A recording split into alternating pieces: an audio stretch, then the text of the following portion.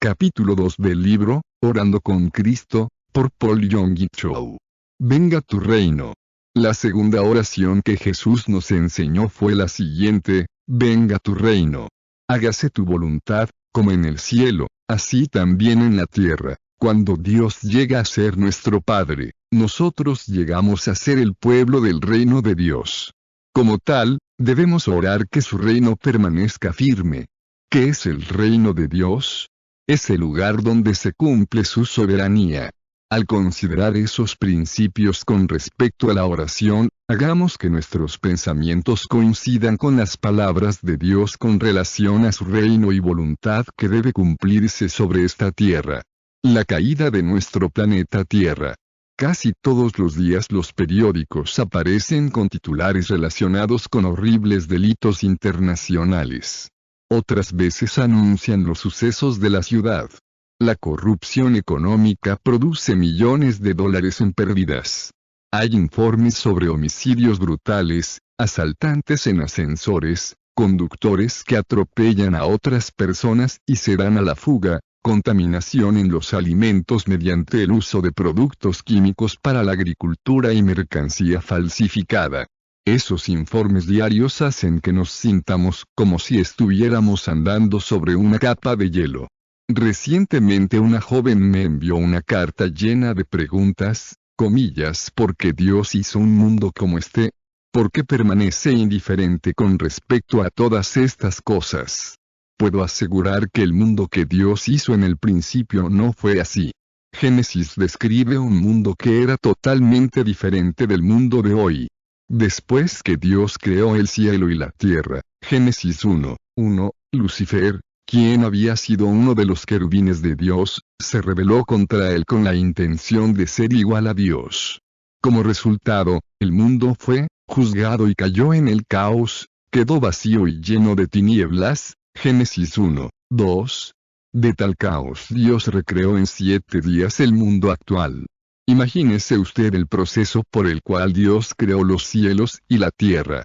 El primer día, cuando Dios dijo, sea la luz, una luz resplandeciente vino sobre la tierra como la mañana cuando acaba de terminar la lluvia primaveral. El segundo día, Dios creó el insondable cielo. El tercer día, Dios separó las aguas de la tierra. El mismo día, la tierra se cubrió de toda clase de plantas. El siguiente día, Dios creó el sol, y la luna y las estrellas. Y cuando Dios dijo, produzcan las aguas, seres vivientes, y aves que vuelen sobre la tierra, en la abierta expansión de los cielos, Génesis 1:20, el mundo se llenó de toda clase de seres vivientes. El sexto día, último de su creación, Dios creó al hombre y a la mujer a su imagen, y les dio autoridad para gobernar sobre el mundo que él había creado, un mundo grande y hermoso donde había orden en vez de desorden, luz en vez de tinieblas, vida en vez de muerte, abundancia en vez de pobreza, esperanza en vez de desesperación. En ese tiempo el más fuerte no dominaba al más débil. El huerto de Edén que Dios había plantado para Adán y Eva también era un mundo ordenado y hermoso, lleno de vitalidad, con todo lo que era necesario para satisfacer toda clase de necesidades humanas. Aún el fruto que colgaba de las ramas de los árboles era agradable a la vista y bueno para comer. Tal fue el mundo que Dios creó. Lamentablemente tal mundo ya no existe, porque Adán y Eva fueron echados del huerto de Edén, a causa de su pecado. Tan pronto como Adán y Eva pecaron, la confusión, el caos, la violencia y la desesperación entraron en el mundo.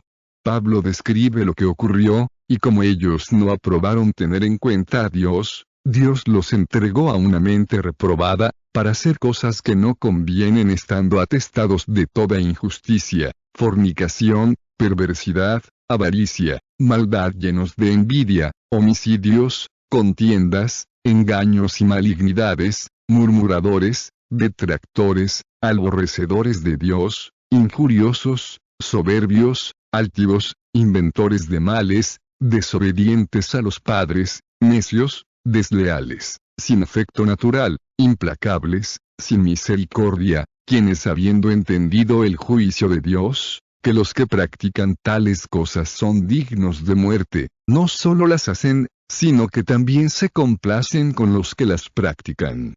Romanos 1 y 28 al 32. Porque ocurrieron esas cosas, la humanidad no quiso tener en cuenta a Dios. Cuando Dios hizo al hombre, corrió un gran riesgo. El hacer al hombre a su imagen y semejanza implicó dotarlo de libre albedrío, con el cual Adán y Eva podían aceptar a Dios o abandonarlo. Dios quiere recibir la gloria y la adoración, pero no quiere que lo adoremos de una forma mecánica como un mere. Esa adoración no se ofrece en espíritu y verdad. La acción de gracias y la alabanza se convierten en hipocresía cuando no se ofrecen de una manera voluntaria. Por amor, Dios le dio a la humanidad el libre albedrío para que lo adorara. Los que se aman se respetan mutuamente. No imponen su propia voluntad sobre el otro. Cuando Adán y Eva fueron tentados por Satanás, se negaron a adorar a Dios y no quisieron que Él estuviera en el corazón de ellos. Por causa de esa cualidad fundamental de la libre voluntad, aún Dios no podía cambiar la decisión del hombre. Los hombres y las mujeres perdieron a Dios, y Satanás tomó el lugar de Dios en el corazón humano. Satanás comenzó a controlar los pensamientos, las palabras y las obras de ellos. Su disposición para desobedecer a Dios se reflejó en los deseos de sus corazones. Por tanto, el dominio de Satanás sobre ellos era natural. Cuando Satanás comenzó su reinado sobre este mundo, este se convirtió en un lugar miserable, doloroso. Satanás viene para hurtar, matar y destruir, Juan 10 y 10. Satanás se acerca a nosotros y nos roba la imagen divina. Mata el espíritu, el alma y el cuerpo para que podamos caer en destrucción, juicio eterno y tormento. Por lo tanto, este mundo en que vivimos con profundo gemido llegó a ser así por el hecho de que la humanidad lo ha convertido en un caos, mediante la obra de Satanás. Este no es el mundo que Dios creó. El Espíritu Santo dice claramente por medio del apóstol Pablo que este mundo llegará a ser cada vez más perverso en los últimos días. También debes saber esto, que en los postreros días vendrán tiempos peligrosos. Porque habrá hombres amadores de sí mismo, avaros, vanagloriosos, soberbios, blasfemos, desobedientes a los padres, ingratos, impíos, sin afecto natural, implacables, calumniadores, intemperantes, crueles, aborrecedores de lo bueno, traidores, impetuosos, infatuados, amadores de los deleites más que de Dios, que tendrán apariencia de piedad, pero negarán la eficacia de ella. A estos evita. 2 Timoteo 3, 1 a 5. Dios, quien prevé lo futuro, nos advierte que nos apartemos de tal perverso estado de caos. Ahora comprendemos cuál es la destrucción que Satanás ha realizado. Pero este mundo continuará para siempre bajo del dominio de Satanás. El mundo que vemos en las páginas del periódico es el destino final de la humanidad. El reino de Dios. El reino de Dios no es una institución ni una organización visible. Por más moral que un Estado pueda ser, no puede llegar a ser el reino de Dios. El reino de Dios es completamente diferente, un reino espiritual en el cual Dios gobierna, controla, dirige el destino de las naciones y de los individuos. Dios restaura este mundo, nos rescata a nosotros, quienes fuimos hechos a su imagen. Este es un estado en el cual Dios llega a ser nuestro Padre y nos da todas las bendiciones que Él prepara para nosotros. Es un reino en el cual adoramos a Dios, alabamos su santo nombre, y presentamos ante ellas peticiones que tengamos en nuestro corazón. Jesús enseñó a sus discípulos que ellos debían pedir que el reino de Dios venga. Jesús enseñó lo relativo del reino. Jesús llegó a ser hombre para traer el reino de Dios a esta tierra. Así como las fuerzas aliadas aterrizaron en Normandía para libertar a Europa de la ocupación de la Alemania nazi, Jesús se hizo carne y vino a este mundo para libertar a la humanidad de la tiranía de Satanás. Él vino a este mundo donde Satanás reinaba, para poder construir, completar y extender su reino. Jesús nos enseñó muchas cosas acerca del reino de Dios. Analicemos 5 características del reino tal como se encuentra en sus enseñanzas y acciones. 1. El reino de Dios es un reino en el cual no hay pecado. Jesús predicó, arrepentíos porque el reino de los cielos se ha acercado, Mateo 4:17, como Dios es justo y santo, nadie puede entrar en el reino de los cielos en un estado pecaminoso. El reino de Dios no puede venir a un individuo, a menos que primero se le perdonen los pecados y sea justificado delante de Dios. Jesús dijo que tenemos que arrepentirnos para que nuestros pecados sean perdonados. Dios aún permite que la humanidad ejerza su libre albedrío para decidir. Dios nos constriñe al arrepentimiento, pero no nos amenaza. Hasta el último momento, Jesús instó a Judas Iscariote para que se arrepintiera. Sin embargo, Judas endureció su corazón y fue a la perdición. Jesús aún manda que nos arrepintamos para que podamos llegar a ser ciudadanos del reino de los cielos. El arrepentimiento es una decisión definida de apartarnos completamente del pecado y obedecer la voluntad de Dios. Si decidirnos arrepentimos, el Espíritu Santo nos hará recordar todos los pecados que hayamos cometido de manera consciente o inconsciente, y nos ayudará a que nos arrepintamos con nuestros labios. La Biblia dice claramente, os digo que así habrá más gozo en el cielo por un pecador que se arrepiente, que por 99 justos que no necesitan arrepentimiento, Lucas 15:7. Los ángeles se regocijan por el hecho de que el reino de los cielos viene a una persona que se arrepiente. No podemos entrar en el reino de los cielos a menos que estemos limpios de la perversidad, de la corrupción, de la injusticia, y de la confusión. Por tanto, el arrepentimiento es un requisito previo para que el reino de Dios se haga presente en el individuo. Si nos arrepentimos de nuestros pecados y recibimos el perdón, ya no seremos atormentados más por una conciencia culpable, producida por la mayor arma de que dispone Satanás, la acusación. 2. El reino que Jesús trajo fue de sanidad.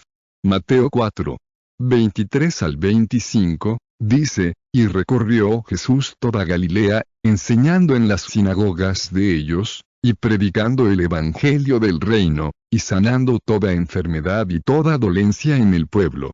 Y se difundió su fama por toda Siria, y le trajeron todos los que tenían dolencias, los afligidos por diversas enfermedades y tormentos, los endemoniados lunáticos y paralíticos, y los sanó. Y le siguió mucha gente de Galilea, de Decápolis, de Jerusalén, de Judea y del otro lado del Jordán. Mientras Jesús estaba predicando las buenas nuevas del reino de Dios, sanó a toda clase de personas enfermas como señal y prueba de su reino. ¿De dónde vino la enfermedad? La muerte vino como la paga para el pecado de Adán y Eva, y la mortalidad hizo que la humanidad quedara sujeta a la enfermedad. Satanás también hizo que los desequilibrios mentales y toda clase de enfermedades vinieran sobre la raza humana. Dios quiso, perdonamos nuestros pecados y capacitamos para trabajar en favor de su reino con un cuerpo sano, libre de enfermedades. Donde quiera que se predica la palabra de Dios y hay arrepentimiento, como consecuencia debe haber sanidad. Mientras Juan el Bautista estaba en la cárcel, envió a sus discípulos para que le hicieran una pregunta a Jesús, comillas, ¿eres tú aquel que había de venir, o esperaremos a otro? Mateo 11:3. Por supuesto que Juan sabía muy bien que el Hijo de Dios habría de liberar a los hombres del pecado. Como la prueba más segura de que había venido para establecer el reino de Dios, Jesús respondió, id, y haced saber a Juan las cosas que oís y veis. Los ciegos ven, los cojos andan, los leprosos son limpiados, los sordos oyen, los muertos son resucitados, y a los pobres es anunciado el Evangelio. Mateo 11:4-5. Jesús dijo claramente que la sanidad era una señal de la venida del reino de Dios a la tierra. 3. Cuando Jesús predicaba las buenas nuevas del reino de los cielos, salen los espíritus inmundos. Los malos espíritus de Satanás nunca pueden tener parte en el reino de los cielos, fueron echados de la presencia de Dios el día que se rebelaron contra él. Después que fueron echados del reino de Dios, quedaron con poder en el aire cuando los líderes judíos consideraron que era una falta que Jesús echara fuera espíritus inmundos. Él respondió, mas si por el dedo de Dios echo yo fuera los demonios, ciertamente el reino de Dios ha llegado a vosotros. Lucas 11:20. Jesús echó fuera los malos espíritus donde quiera que él vio que había personas oprimidas por ellos.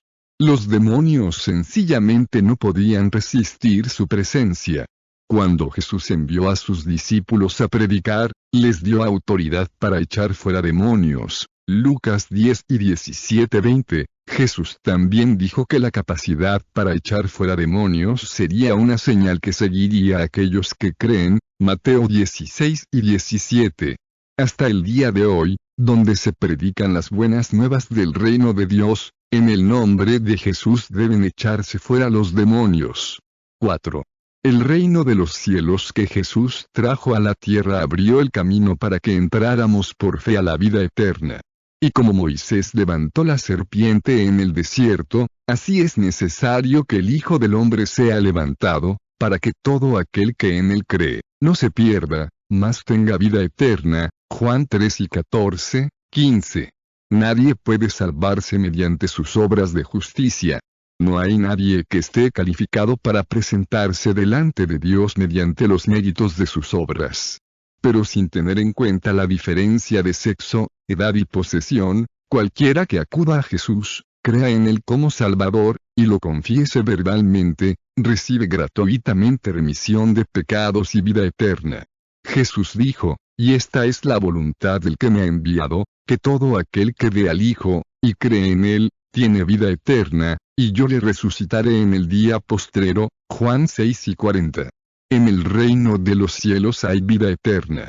Los que lleguen a ser ciudadanos del reino reciben esa vida eterna, la vida de Dios, que es la seguridad de la salvación.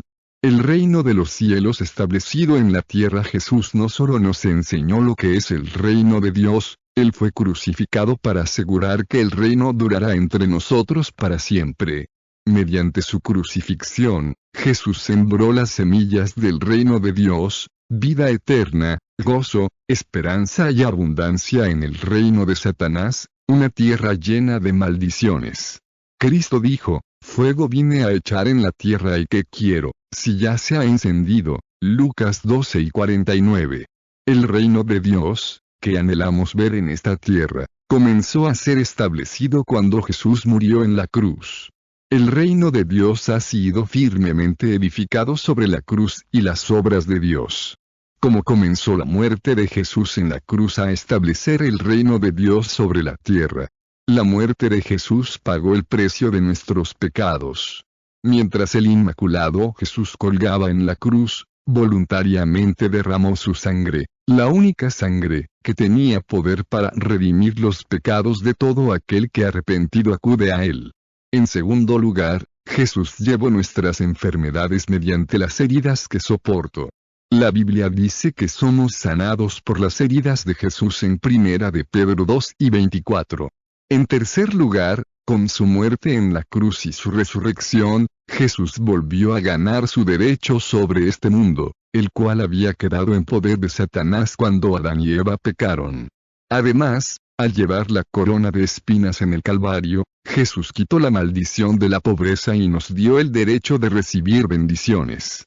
Y por último, la sangre de Jesús y su carne destrozada llegaron a ser el medio por el cual somos conducidos a la vida eterna. Mediante su muerte y resurrección, Jesús estableció el reino de Dios en esta tierra. Cuando Él regresó a su Padre, un sucesor vino a extender su reino, el Espíritu Santo. Cuando llegó el día de Pentecostés, estaban todos unánimes juntos. Y de repente vino del cielo un estruendo como de un viento recio que soplaba, el cual llenó toda la casa donde estaban sentados, y se les aparecieron lenguas repartidas, como de fuego, asentándose sobre cada uno de ellos. Y fueron todos llenos del Espíritu Santo, y comenzaron a hablar en otras lenguas, según el Espíritu les daba que hablasen. Hechos 2, 1 al 4. El Espíritu Santo vino a ayudarnos, y está aquí hoy. Él está cerca para cuidar la semilla celestial que Jesús sembró. Él garantiza que crezca bien y dé fruto. Él viene y nos enseña la verdad. Trae a nuestra memoria todo lo que Jesús dijo y nos guía a dar los pasos correctos para que podamos vivir según la palabra de Dios. Así que el Espíritu Santo obra para la expansión del reino de Dios en la tierra. El Espíritu Santo también obra por medio de nosotros para aumentar el número de personas en el reino. Por el hecho de que tenemos el Espíritu Santo en nosotros, llegamos a ser los soldados de fe que luchamos una guerra santa, cuya victoria ya ha sido asegurada. Mediante esa guerra santa, el reino de los cielos está floreciendo cada día más. ¿Dónde está, entonces, el reino de los cielos que Jesús estableció en la tierra? El reino de los cielos está en nuestro corazón. Preguntado por los fariseos, ¿cuándo había de venir el reino de Dios?, les respondió y dijo, el reino de Dios no vendrá con advertencia, ni dirán, helo aquí, o helo allí, porque he aquí el reino de Dios está entre vosotros. Lucas 17 y 20 al 21. Jesús repetidamente predicó las buenas nuevas del reino de los cielos. Su propósito era el de enseñar al pueblo lo que es el reino de Dios y hacer que ellos fueran ciudadanos del reino. Un día los fariseos le preguntaron cuándo habría de venir el reino de Dios. Ellos aún tenían la falsa esperanza de que el reino de Dios vendría en la forma de una nación a este mundo. Pero Jesús les dijo, el reino de Dios está entre vosotros, cuando aceptamos en nuestro corazón a Jesús como Salvador, y le confesamos con nuestra boca. El Espíritu Santo implanta una seguridad en nuestro corazón. El Espíritu Santo mora en nuestro cuerpo y lo hace templo de Dios, y a partir de ese momento estamos bajo el gobierno de Dios nuestro Padre. Este lugar interno donde Dios gobierna es precisamente el lugar donde está establecido el reino de Dios. Somos nuevas criaturas, de modo que si alguno está en Cristo, nueva criatura es, las cosas viejas pasaron, he aquí todas son hechas nuevas, 2 de Corintios 5 y 17. Varias veces Jesús comparó el reino de Dios con el proceso mediante el cual crecen las semillas hasta convertirse en plantas. Cuando el reino de los cielos o reino de Dios viene a nuestro corazón, comienza a crecer mediante nuestros pensamientos. Por lo tanto, nuestra fe y nuestros pensamientos deben crecer hasta que lleguen a ser, la fe y los pensamientos de Dios. Tal crecimiento debe continuar hasta que nos encontremos con Jesús cara a cara. La Biblia dice, y aquel que es poderoso para hacer todas las cosas mucho más abundantemente de lo que pedimos o entendemos, según el poder que actúa en nosotros, Efesios 3 y 20. Si nuestros pensamientos llegan a ser los pensamientos de Dios, podemos ver que la mano de Dios realiza las cosas. Todos los días podemos ganar victorias en nuestra vida y destruir a Satanás, quien tiene el poder del aire, que rodea a este mundo. 1 de Juan 4, 4. Así que el reino de los cielos existe en nuestro corazón por medio de Jesucristo y el poder del Espíritu Santo. Aunque vivamos en este mundo lleno de caos, vacuidad y tinieblas, ha brotado un nuevo mundo en nuestro corazón. Ha venido un nuevo reino.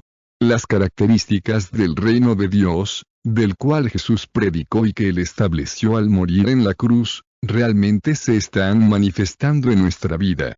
Nuestros pecados son perdonados. Somos sanados. Los demonios son echados fuera de nosotros. Somos liberados de la pobreza. Somos librados de la maldición y hemos recibido vida eterna mediante la fe. Cuando esas cosas ocurren en nuestra vida, damos pruebas de que el reino de Dios está en nosotros. Tales señales seguirán a los que creen en Jesucristo y lo confiesan con sus bocas. Pero es lamentable que muchas personas solo entran en el recinto de la iglesia, sin saber ni entender el nuevo mundo que está en sus corazones, tampoco tratan de creerlo. No conocen esta gracia y este privilegio, el nuevo orden, el nuevo poder y el nuevo mundo que viene, cuando llamamos Padre a Dios. Mi pueblo fue destruido porque le faltó conocimiento, Oseas 4, 6. Estas palabras de Oseas se refieren a tal ocasión. Jesús también las dijo a los israelitas que no conocían la verdad, y conoceréis la verdad, y la verdad os hará libres, Juan 8 y 32. Muchas personas, cuando piensan en asistir a la iglesia, eligen el lugar más apropiado para ponerse en contacto con la religión. Piensan que la iglesia es el lugar donde se puede oír las lecciones acerca de los grandes hombres del pasado, cultivar el aspecto moral de la vida o hallar una norma ética que puedan aplicar a su vida. Sin embargo, nuestra fe en Cristo no es una religión. Tampoco es una cultura ni una moralidad. Es una experiencia con Jesucristo. Es algo nuevo que sucede en nuestro corazón. Es un acontecimiento extraordinario en el cual Dios, el Creador de los cielos y de la tierra, nos compra con la sangre inmaculada de Jesucristo y establece en nosotros su reino. Cuando somos el pueblo de Dios ya no necesitamos sufrir los dolores de la conciencia culpable a causa del pecado. No tenemos que estar oprimidos por Satanás ni en esclavitud a él. Puesto que el reino de Dios está en nuestro corazón, tenemos el derecho de disfrutar del privilegio del reino. La Biblia nos exhorta con urgencia: estad, pues, firmes en la libertad con que Cristo nos hizo libres, y no estéis otra vez sujetos al yugo de esclavitud. Gálatas 5, 1. Ya no tenemos que contemporizar con el pecado. Cuando usted ora, venga tu reino, recuerde que Dios toma posesión de nuestro corazón. Recuerde también que esta oración exige completa dedicación de su corazón a Dios. Esta oración es pronunciamiento de su obediencia a Dios el Padre. Mediante esa oración, usted recibe la comisión de predicar el reino de Dios que ha de venir. El método más eficaz para cumplir esta comisión consiste en disfrutar el privilegio del reino y vivirlo diariamente. Oración para que se haga la voluntad de Dios. No es suficiente que el reino de Dios esté en nosotros. El reino de Dios debe cumplirse y ser evidente en la vida, en la familia y en el ambiente en que se encuentran los ciudadanos de ese reino. Dios quiere que la humanidad sea redimida. Él quiere liberarla de la triple caída, del espíritu, alma y cuerpo, mediante la triple obra de Jesús, su crucifixión, su muerte y su resurrección. Antes de la fundación del mundo, Dios se había propuesto eso, por medio de Jesucristo, y a través de la historia, Él había manifestado su promesa a la humanidad hasta que finalmente Jesús vino a esta tierra, y su cuerpo fue concebido en el cuerpo de la Virgen María. Cuando eso ocurrió, los ángeles del cielo y los profetas del Señor ya conocían la voluntad divina. Cuando se cumplió esa voluntad, las huestes del cielo cantaron, gloria a Dios en las alturas. Y en la tierra, paz, buena voluntad para con los hombres. Lucas 2 y 14. Esa voluntad divina que se cumplió mediante la venida de Jesús a este mundo, le dio la gloria a Dios y trajo la paz al mundo. ¿Cuál es la correcta actitud que debemos tener para que se haga en la tierra la voluntad de Dios de redimir y perdonar a la humanidad, y de bendecir el alma y el cuerpo y el ambiente de las personas? Debemos pensar como Dios, de manera positiva, creativa y redentora. Desde el principio hasta el fin, la Biblia, la revelación divina dada mediante los escritos humanos, está llena de tales patrones de pensamiento. Algunos versículos bíblicos pudieran tener apariencia de tontos para nuestros pensamientos humanos. Sin embargo, la Biblia dice, porque lo insensato de Dios es más sabio que los hombres. Primera de Corintios 1 y 25. En nuestra mente podemos poner en movimiento la obra del reino. En el lienzo de nuestra mente podemos pintar cuadros relacionados con cosas que no existen. En Proverbios 29 horas y 18 minutos leemos, sin profecía el pueblo se desenfrena. Podemos imaginarnos lo que sucederá cuando la voluntad divina se haga en la tierra, y en los postreros días, dice Dios, derramaré de mi espíritu sobre toda carne, y vuestros hijos y vuestras hijas profetizarán, vuestros jóvenes verán visiones, y vuestros ancianos soñarán sueños. Hechos 2:17. Después que comenzamos a pensar de una manera positiva, creadora, redentora, debemos soñar en lo que podemos llegar a ser en Cristo. Los que entre nosotros están enfermos deben soñar con la buena salud. Los pobres deben soñar con tener abundancia. Los que tengan familias que no estén de acuerdo con ellos deben soñar con ver la paz y la armonía. Mediante el poder del Espíritu Santo, realmente llegarán a ver esa realidad. Tales sueños nacen en nuestro corazón por medio del Espíritu Santo. Basados en Hebreos 11:3, lo que se ve fue hecho de los que no se veía. Debemos ver las cosas que no son visibles, debemos pensar en las cosas que no se ven, debemos soñar en cuadros que representan situaciones que no son visibles. El que no puede albergar sueños claros con respecto al día de mañana en su corazón, no puede crear nada. Por medio de tal persona no puede hacerse la voluntad de Dios en la tierra. Tan pronto como hayamos pintado en el lienzo de nuestra mente, aquellas cosas invisibles, arrodillamos delante de Dios y pedirle, con fe hasta que tengamos la seguridad de que nuestros sueños se conviertan en realidad. Debemos orar, y ayunar, y clamar, oh Dios, permíteme que este sueño de mi corazón se cumpla mediante el poder del reino de Dios. Destruye todos los obstáculos que presenta Satanás. Cuando clamamos a Dios y oramos, el temor y la preocupación pronto desaparecerán y la fe sobrenatural entrará con una seguridad abundante. Leemos en Hebreos 11:1, es, pues, la fe, la certeza de lo que se espera, la convicción de lo que no se ve. La palabra griega que se tradujo certeza tiene dos significados, un estribo, un refuerzo en el cimiento y un título de propiedad. La fe es el soporte de lo que esperamos y deseamos. A menos que el refuerzo en el cimiento sea suficientemente fuerte, no podemos colocar nada encima. Este refuerzo en el cimiento viene mediante la seguridad que hay en nuestro corazón cuando oramos. La certeza es también como el título de propiedad de una tierra o una casa, que certifica que somos los propietarios.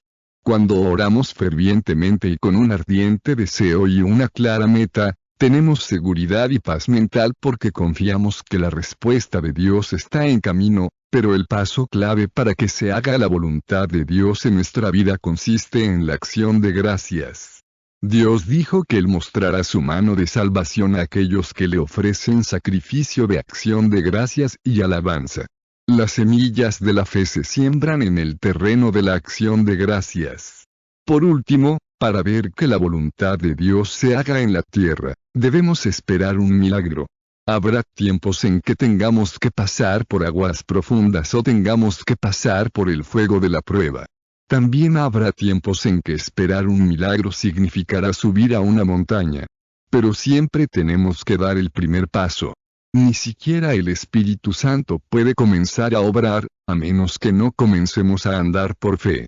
Cuando lo hagamos, el Espíritu Santo estará con nosotros y finalmente ganaremos la victoria. Las personas que nos rodean verán el maravilloso cumplimiento de la voluntad divina y le darán la gloria a Dios. Al hacer coincidir sus pensamientos con respecto al reino y a la voluntad de Dios, con los pensamientos de Jesús, mientras usted sale por fe a lograr los sueños que Dios ha puesto en su corazón, el reino de Dios se manifestará y comenzará en su corazón, luego en su familia y después en su prójimo. Algún día el nuevo cielo eterno y la nueva tierra que están preparados para usted se manifestarán en el fulgor de la gloria.